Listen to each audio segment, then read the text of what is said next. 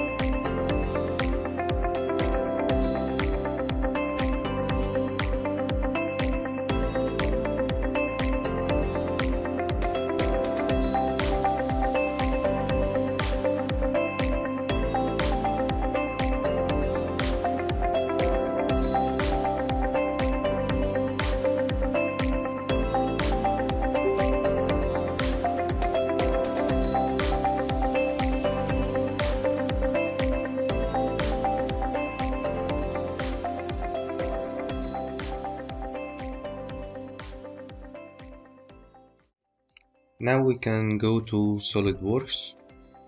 You gonna go to add-ins and search for SolidWorks to URDF. Make sure that you select it. Okay. In next tutorials we gonna start to export URDF files from SolidWorks.